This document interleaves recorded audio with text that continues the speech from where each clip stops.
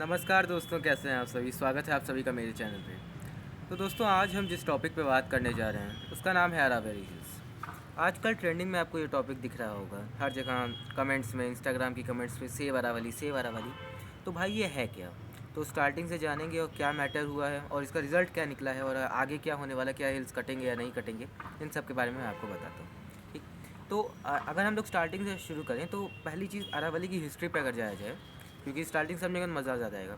तो अरावली वर्ल्ड की one of the most oldest mountain ranges है, जो कि अगर हिमालय को और अरावली को कंपेयर किया जाएगा इन टर्म्स ऑफ एज, तो भाई ऐसा समझो कि हिमालय बच्चा है और अरावली परदादा के भी पिताजी, मतलब बहुत पुरानी माउंटेन रेंजेस है ये।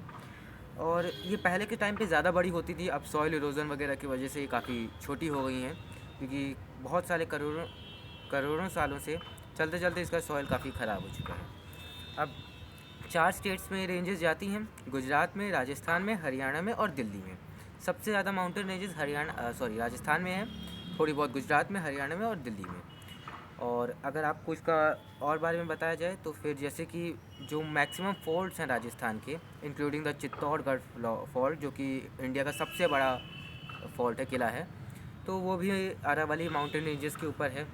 और माउंट आबू, जिसका आपने नाम सुना होगा, ये राजस्थान के पहाड़ हैं। ये जिसे हम लोग हिंदी में गुरु शिखर भी कहते हैं, जो कि करीब 1722 मीटर्स की ऊंचाई पे है, वो भी अरावली हिल्स पे पड़ता है।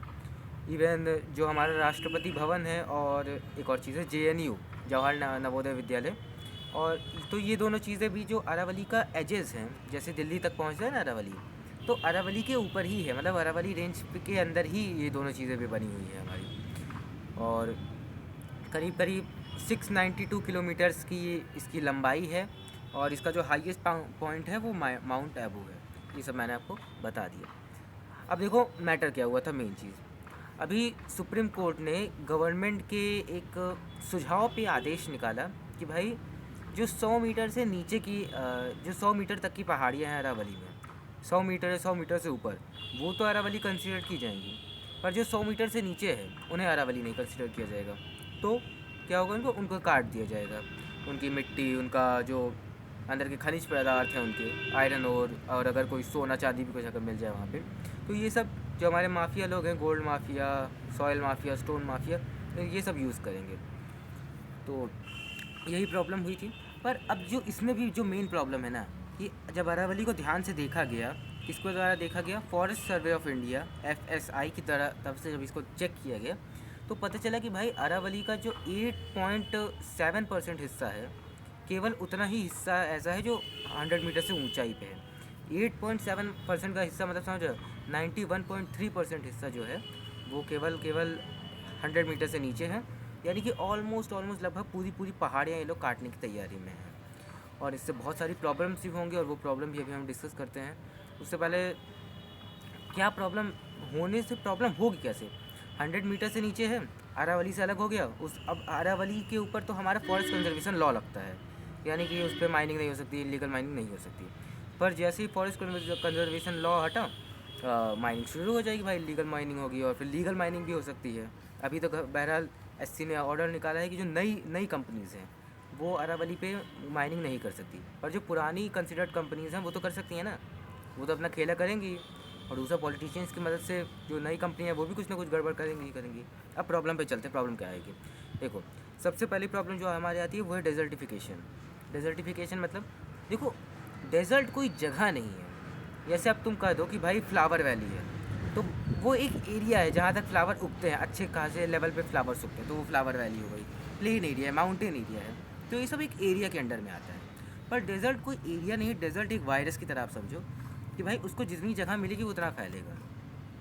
अब अगर आप ज्योग्राफी को ध्यान से समझोगे तो जो हमारा थार डेजर्ट है, द ग्रेट इंडियन डेजर्ट जिसे हम लोग कहते हैं, वो कहाँ कहा जाता है? जैसलमेर में है, बीकानेर में है, और पाकिस्तान के काफ़ी हिस्सों में थार डेजर्ट पड़ता है। अब यहाँ पे तेज़ तेज़ हवाएं चलती हैं, विंड्स चलती हैं, जो कि वेस्ट टू ईस्ट चलती हैं, यानी कि दिल्ली की तरफ, उत्तर प्रदेश की तरफ, हरियाणा की तरफ, है ना।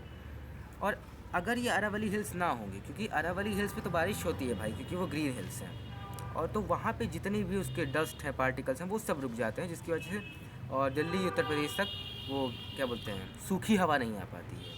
पर जैसे ही अरावली हिल्स हिलेंगे हटेंगे वो हवा आने लगेगी, और भाई कुछ ही सालों में हमारे दिल्ली और उत्तर प्रदेश और नोएडा जैसे एरियाज़ ये सब डेजर्ट में कन्वर्ट होने लगेंगे, क्योंकि डेजर्ट तो अपनी पाँव पसारेगा भाई। जब तक हिल्स थे तब तक तो उसके पाँव रोके हुए हैं, जैसे ही हिल्स हटे वो अपने पाँव पसारना शुरू कर देगा।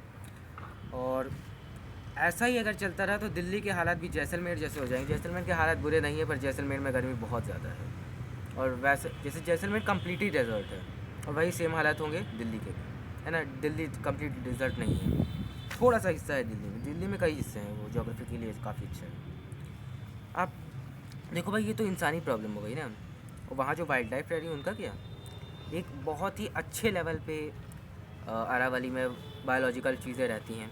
जैसे कि अगर मैं आपको बताऊं तो करीब करीब 400 प्लांट स्पीसीज़ रहती हैं वहाँ पे, 200 बर्ड स्पीसीज़ रहती हैं, 100 बटरफ्लाई स्पीसीज़ रहती हैं, 20 रेप्टाइल स्पीसीज़ रहती हैं, और कई सारी मैमल स्पीसीज़ भी रहती हैं। तो अब आप सोचो कितनी बड़ी डाइवर्सिटी लेकर अरावली चला हुआ है, और अगर ये कट जाएगा तो कितनी बड़ी प्रॉब्लम होगी। सबसे पहले तो अब देखो, अरावली एक तरीके से कॉरिडोर की तरह काम करता है। मतलब अब अरावली में हमारे दो नेशनल पार्क्स पड़ते हैं। एक नेशनल पार्क है, एक सेंचुरी है। तो क्या है वो, सरिच्छा टाइगर रिज़र्व, और दूसरा है हमारा रायमबट्टोर नेशनल पार्क, है ना। ये दोनों एक नेशनल पार्क है, एक रिज़र्व है, टाइगर रिज़र्व है ना। तो ये दोनों थोड़ी थोड़ी दूरी पे हैं। और जैसे आपको पता होगा कि जो जानवर होते हैं, जैसे शेर हो गए, चीता हो गए, लेपर्ड हो गए, तो ये सब जो है ना एक जगह पे टिकने वाले नहीं। जैसे इन्होंने मतलब इनके माता पिता ने पैदा किया, कुछ समय तक जब अपने माता पिता के साथ रहते, फिर उनका साथ छोड़ देते अपने नए पार्टनर्स के चक्कर में क्या ढूंढने के लिए, है ना। तो अगर अरावली के हिल्स कट जाएंगे तो उनके लिए वो जो कॉरिडोर है वो ख़त्म हो जाएगा। और उसका रिज़ल्ट क्या होगा, इन ब्रीडिंग मतलब वो अपने ही सिबलिंग्स या फिर कज़न्स के साथ क्या बोलते हैं रिलेशंस बनाएंगे, और फिर जो बच्चे होंगे आगे आगे की जो उनकी जनरेशन्स होंगी उनमें कई प्रकार की प्रॉब्लम्स आएगी। इनब्रीडिंग का मतलब आपको पता ही होगा, आपने सुना भी होगा कई जगह कि भाई ये काफ़ी प्रॉब्लमेटिक चीज़ होती है, क्योंकि आगे चल के जो हमारे मेन प्रॉब्लम क्या है इनब्रीडिंग का, भाई जो डीएनए है वो हमारा वीक हो जाएगा। डीएनए वीक मतलब समझ रहे हो, कभी आँख नहीं रहेगी, कभी पाँव नहीं रहेगा, कभी कुछ नहीं, है ना। इसके 3 जो अब मैं आपको प्रॉब्लम बताता हूँ वो है, पहले तो वीक इम्यूनिटी वीक हो जाएगी, बहुत ज़्यादा वीक हो जाएगी। जैसे मान लो कोई बीमारी चढ़ गई पूरे जंगल में, तो जो नॉर्मल टाइगर है वो तो उसको सह लेगा, पर जो इनब्रीडेड टाइगर है, जो कि मतलब भाई बहन या फिर कज़न्स से मिलके जो एक टाइगर पैदा हुआ है, उसके तो भाई क्या बोलते हैं वो उसको सह नहीं पाएगा, वो तुरंत ख़त्म हो जाएगा। उसके बाद रिप्रोडक्टिव फेलियर, ये आगे की अपनी जनरेशन को आगे नहीं बढ़ा पाएंगे कुछ ही समय में। उसके बाद वॉकिंग डेड, यानी कि इनका जो डीएनए होगा वो ऑलमोस्ट बर्बाद हो चुका है। ये एक ज़िंदा लाश बन के रहेंगे, लाश, है ना। मतलब चलेंगे फिरेंगे खाएंगे, पर कुछ और नहीं कर सकते इसके अलावा। मतलब कि एक तरीके से इनकी मृत्यु तय हुई है, अभी इनके पास कोई वो नहीं है। अब एक और ह्यूमन क्राइसिस पे आते हैं, तो उसका नाम है वाटर क्राइसिस भाई। अरावली के हिल्स जो है ना, जैसे आप समझो कि वहाँ पे बहुत बड़े बड़े पहाड़ हैं, तो उनमें क्रैक्स हैं, कहीं पे वैलीज़ हैं, जिनके थ्रू पानी अंदर जाता है, और ग्राउंड वाटर जो लेवल है वो स्टेबल रहता है दिल्ली, उत्तर प्रदेश, राजस्थान, गुजरात में, है ना। अब जब अरावली के हिल्स कटेंगे वहाँ पे प्लेन सर्फेसेस बनेंगे, और कुछ ही समय बिल्डर्स पे नज़र गड़ाएंगे और अपने कंक्रीट की बिल्डिंग्स खड़ी कर देंगे। कंक्रीट की बिल्डिंग मोस्टली वाटर प्रूफ होती हैं, पानी अंदर नहीं जा पाएगा, ग्राउंड वाटर लेवल गड़बड़ा जाएगा। अरावली एक बहुत बड़े लेवल पे पूरे इंडिया में तो नहीं, पूरे नॉर्थ इंडिया में ग्राउंड वाटर लेवल को कंट्रोल करता है, और इसे कटते ही सबसे बड़ी प्रॉब्लम होगी वाटर क्राइसिस की। पानी रुकने लगेगा, पानी साफ पानी आना बंद हो जाएगा, और सबसे बड़ा खतरा ड्रॉट का, सूखा बढ़ जाएगा, है ना। पोल्यूशन पे आए, दिल्ली का पोल्यूशन ऑलरेडी आप जानते हो भाई कितना ही है। क्या चाहते हो वो 2-3 हज़ार पार कर जाए। इसमें बहुत ज़्यादा टॉपिक डिस्कस करने की बात नहीं है, आपको सीधा सीधा पता है भाई पोल्यूशन तो बढ़ेगा, क्योंकि हवा आएंगी अपने साथ डस्ट लेकर आएंगी। पहले तो अरावली रोक लेता था, पहले तो अरावली इनको सोख लेता था, अब कैसे अब कौन सोखने वाला है भाई। और कोई भी ह्यूमन एआई इंटेलिजेंस या फिर कोई भी ह्यूमन मशीन्स प्रकृति को रोक नहीं सकती है। वो आएगा तो आएगा, उससे आप नहीं संभाल पाएंगे। अगला, टेम्परेचर जो है वो 3 से 5 डिग्री परमानेंटली इंक्रीज़ हो जाएगा हम लोगों साइड यानी दिल्ली, उत्तर प्रदेश में, हरियाणा में, और मोस्ट लाइकली शायद ये हिमाचल और उत्तराखंड पर भी असर करते हैं। और हिमाचल और उत्तराखंड पर असर मतलब पहाड़ों पर असर यानी हिमालय पे असर, यानी समझ लो कितना ज़्यादा कनेक्टेड है ये सब। कोई भी चीज़ ऐसे नहीं बोली जाती।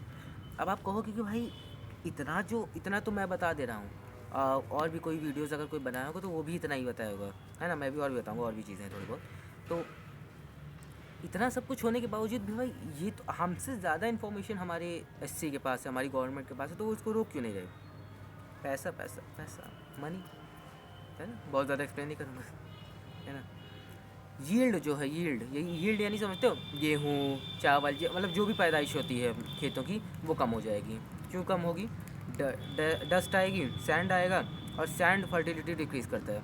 उत्तर प्रदेश की फर्टिलिटी, मतलब क्या बोलते हैं, फर्टिलिटी के सबसे फर्टाइल सॉइल उत्तर प्रदेश में होता है, और अगर वहाँ पे फर्टाइल सॉइल कम हो गया, सबसे ज़्यादा पॉपुलेशन वहाँ पे है, सबसे ज़्यादा फर्टिलिटी वहाँ पे है, इसलिए और सबसे ज़्यादा पॉपुलेशन है ऑब्वियसली। और अगर वहाँ पे फर्टिलिटी कम हुई तो बहुत दिक्कत होगी, क्योंकि वहाँ से भी खाना हर जगह जाता है, इंडिया के पार्ट्स में और कई बार नेपाल के पार्ट्स में, है ना? अब देखो भाई, जो एससी वाला मैटर है ये कोई आज की खेला नहीं है, ये चल रहा है करीब 1980s से 1990s में, है ना? तो जैसे पहले गोल्ड रश होता था ना कि भाई कहीं पे सोना है तो हमें वो चाहिए, हमें चाहिए, तो वैसे ही एक स्टोन रश हुआ था उस टाइम पे, जब ये जो चारों स्टेट हैं, गुजरात, राजस्थान, हरियाणा, दिल्ली, ये लोग अपने अपने अरावली के एरियाज़ पे इलीगल माइनिंग करने लगे थे। एससी ने कई बार कोशिश किया कि मतलब स्ट्रिक्ट लॉज लगाए कि भाई नहीं करना नहीं करना नहीं करना। उसके बाद 1996 में MC मेहता, जिन्हें हम लोग ग्रीन एवेंजर ऑफ इंडिया भी कहते हैं, उन्होंने एक PIR फाइल की, जिसमें वो कहते हैं कि भाई जो माइनिंग हो रही है, माइनिंग तो हो रही है, और उस माइनिंग को रोकने के लिए आपको स्ट्रिक्ट लॉज लगाने हैं। तो यही सब चला।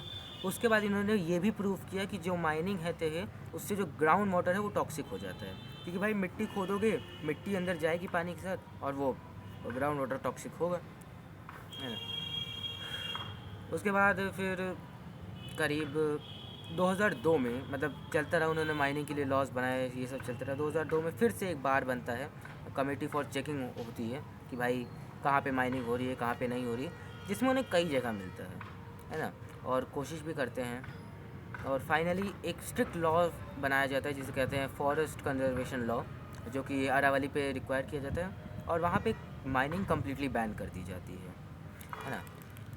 अब जैसे ये मैटर तो बहुत लंबा चल रहा है, तो अभी जाके जो हाल फिलहाल की जो आपने न्यूज़ सुनी होगी, उसके अकॉर्डिंग जो यूनियन इन्वायरमेंट कमेटी है, उसने एससी को क्या आइडिया दी। यूनियन इन्वायरमेंट कमेटी, ध्यान रखना, गवर्नमेंट की एजेंसी है ना? और गवर्नमेंट के बारे में क्या ही कहना हमारी। उसने आइडिया दी कि भाई 100 मीटर वाला आइडिया दी कि भाई 100 से नीचे जो है उनको काट डालो, और जो 100 से ऊपर है उनको छोड़ दो। तो भाई ये तो कोई सेंस वाली बात नहीं है ना। जिसके बाद ही हमारे फॉरेस्ट सर्विस ऑफ इंडिया ने बताया कि भाई 91% पहाड़ काट डालोगे तो रहेंगे कहाँ पे। इसके बाद भी काफ़ी चल रहा है। और अब जो प्रॉब्लम है ना, कि हमारे कोर्ट ने कहा क्या है, मेन चीज़ सुनो। अगर आप ध्यान दोगे, जैसे कोई जंक्शन वगैरह है, जैसे इलाहाबाद जंक्शन, प्रतापगढ़ जंक्शन, तो यहाँ पे देखे होगे हर पीले रंग का जो बोर्ड लगा जहाँ पे जंक्शन लिखा रहता है, उसमें नीचे लिखा रहता है समुद्र तल से ऊंचाई 89.3 किलोमीटर, सॉरी किलोमीटर नहीं, मीटर, या फिर 89.3 मीटर फ्रॉम सी लेवल, और XYZ कोई भी नंबर ऐसे लिखा रहता है हर जगह पे, है ना? अब सवाल ये है कि भाई नापेंगे कहाँ से? उन्होंने एससी ने सीधा कहा आसपास की जो प्लेन ज़मीन है उससे नाप लो। पर नाप लो मतलब क्या भाई? अब जैसे मान लो कोई पहाड़ है जो कि 100 मीटर का है, मतलब नॉर्मल जो प्लेन है आसपास, प्लेन तो हर जगह प्लेन थोड़ी रहता, प्लेन मतलब प्लेन थोड़ी होता है कि एकदम पत्थर ही है वो, प्लेन भी तो ऊपर खाल नीचे रहता है ना? तो एक सेकंड के लिए चलो उसको मान लेते हैं, हाँ संभालिए। अब ये लोग करेंगे क्या, हमारे माफिया लोग, मैं बताता हूँ आपको। 100 मीटर वाला जैसे मान लो 90 मीटर, एक कोई पहाड़ है जो 103 मीटर का है ना? अब 103 मीटर वाले पहाड़ का जहाँ पे बेस है, वहाँ पे ये लोग रात को ट्रक लाएंगे, और करीब करीब 20-25 ट्रक भर के पूरी मिट्टी गिराएंगे। करीब करीब 5 मीटर भी अगर इन्होंने हाइट बढ़ा दी तो 103 - 5 98 मीटर का वो पहाड़ हुआ, वो पहाड़ काट डालेंगे लोग। इस तरह से माफियाज का बिजनेस चलता है, और ये काम करते हैं अपना। और फिर अब जो इतना ज़्यादा मैटर हुआ, इसके बाद एससी ने फिर से इस काम पे रोक लगाई, और इन्होंने क्या किया कि भाई जब तक MPSM प्लान नहीं बनता तब तक तो माइनिंग नहीं होगी। अब MPSM प्लान क्या है?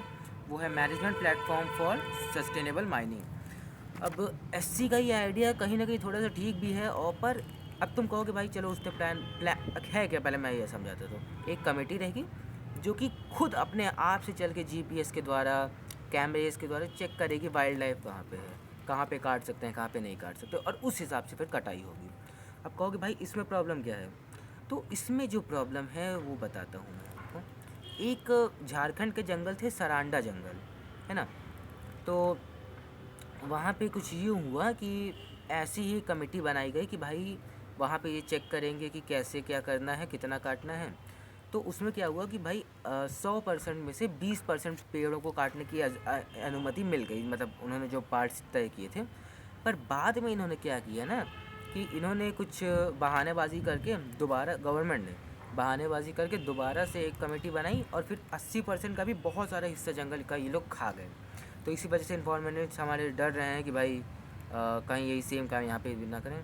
अब जो भी हो, क्योंकि हमारे पास फ़िलहाल इतनी इन्फॉर्मेशन है, आगे इसकी कुछ हमें पता भी नहीं है, क्या चल रहा है ये भी नहीं पता है, क्योंकि ऑफिशियली कुछ रिकॉग्नाइज़ नहीं हुआ है। जितना पता था, जितना हम लोग आपको बता सकते थे, उतना मैंने बताया है।